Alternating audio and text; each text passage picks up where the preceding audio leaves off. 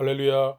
오늘도 복된 날을 주신 우리 하나님께 감사와 영광을 올려드립니다. 오늘 우리에게 주시는 하나님의 말씀은 사무엘하 6장 9절로 15절의 말씀입니다. 다윗이 그날에 여호와를 두려워하여 이르되 여호와의 궤가 어찌 내게로 오리요 하고 다윗이 여호와의 궤를 옮겨 다윗성 자기에게로 메어 가기를 즐겨하지 아니하고 가드 사람 오벳 에돔의 집으로 메어 간지라. 여호와의 궤가 가드 사람 오벳 에돔의 집에 석 달을 있었는데 여호와께서 오벳 에돔과 그의 온 집에 복을 주시니라. 어떤 사람이 다윗 왕에게 아뢰어 이르되 여호와께서 하나님의 궤로 말미암아 오벳 에돔의 집과 그의 모든 소유에 복을 주셨다 한지라.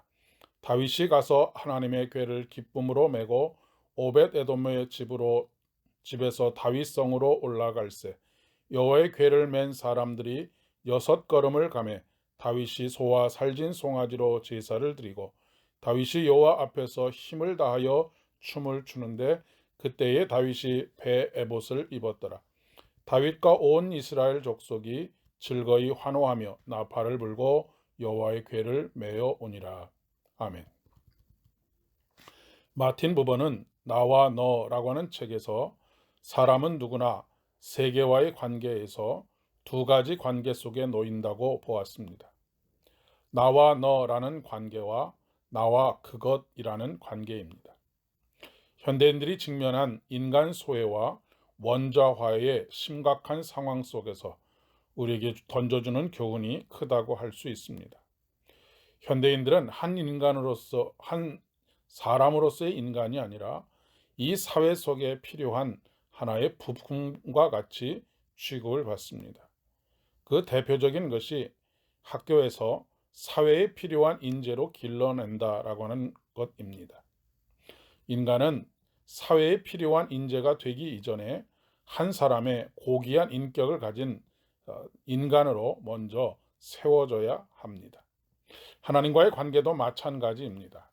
우리가 신앙생활을 하면서 하나님과의 관계를 인격적인 관계로 만들어 가느냐 아니면 하나님을 우리가 원하는 것을 얻는 수단으로 삼느냐 하는 것은 근본적인 차이가 있습니다. 하나님을 수단으로 삼는 가장 대표적인 모습이 기복신앙이라고 할 수 있습니다. 무병장수와 만사형통을 위한 수단으로 하나님을 사용하는 것입니다. 오늘 본문은 하나님을 수단이 아닌 하나님 자신이 목적이 되고 우리가 하나님과 인격적인 관계를 맺어가야 함을 가르쳐주고 있습니다. 다윗은 늘 하나님과 동행했습니다. 목숨이 경각에 달린 수많은 사건 속에서 하나님의 특별하신 도움을 힘입었습니다. 그래서 그에게는 늘 하나님을 경외하는 마음이 있었을 것임을 의심할 필요는 없습니다. 하지만 항상 그런 것은 아닙니다. 사단은 언제나 우리의 마음을 호시탐탐 노리고 있고 비집고 들어오기 때문에 그렇습니다. 그렇기 때문에 무엇보다도 우리의 마음을 지키는 일에 힘써야 하겠습니다. 오늘 본문의 내용은 여호와의 궤를 통일 이스라엘의 수도인 다윗성 즉 예루살렘으로 모셔오는 과정에서 벌어진 일입니다. 새 수레의 궤를 싣고 우사와 아효가 예루살렘을 향하다가 소가 뛰므로 우사가 손을 들어 하나님의 궤를 붙잡습니다. 그 일로 인해서 하나님께서 진노하시고 결국 손을 댄 우사는 죽고 맙니다. 그러면 여호와의 궤가 땅바닥에 뒹굴도록 놔둬야 하는 것이 옳은 일일까요? 이런 일로 우사를 죽이실 필요까지 있었을까요? 라고 반문할 수 있습니다. 그러나 좀 더 깊이 파고 들어가 보면 하나님의 진노가 이해가 됩니다. 처음부터 그 모든 과정들이 다 잘못됐기 때문입니다. 이 순간에 다윗의 마음이 하나님의 임재를 상징하는 궤를 수단으로 사용하고 있기 때문입니다. 순수하게 신앙적 차원에서 이루어진 일이 아니라는 말씀입니다.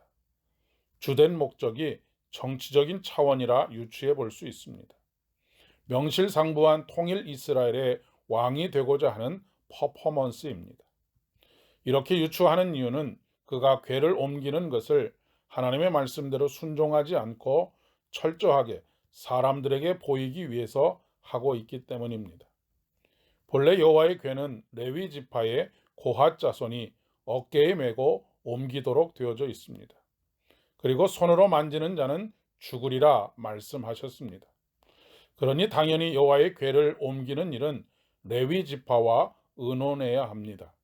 그리고 레위 지파와 의논해서 고핫 자손을 중심으로 해서 여호와의 궤를 옮기면 되는 것이죠. 그러나 그는 레위 지파가 아닌 군대 장관들과 의논합니다. 이스라엘에서 뽑은 무리 3만 명을 동원하고 있습니다. 모든 백성들에게 자신의 힘과 권위를 보이기 위함입니다. 겉으로 보면 최선을 다한 것입니다. 이보다 더 웅장하고 화려할 수가 있겠습니까? 그러나 하나님께서는 순종이 제사보다 낫다라고 말씀하십니다. 두려움에 떨게 된 다윗은 여호와의 궤를 오베데돔의 집에 메어갑니다. 이제야 정신을 차린 것입니다. 석 달 동안 오베데돔의 집에 여호와의 궤가 머물게 됩니다. 하나님께서 그의 온 집에 복을 주셨다고 말씀하십니다. 오베데돔의 집이 무엇인가 대단한 일들을 한 것이 아닙니다. 온 마음으로 하나님의 임재를 상징하는 궤를 받아들이고 수단이 아닌 그저 하나님께서 그곳에 계시는 것을 인하여 감사했기 때문입니다. 너희는 먼저 그의 나라와 그의 의를 구하라.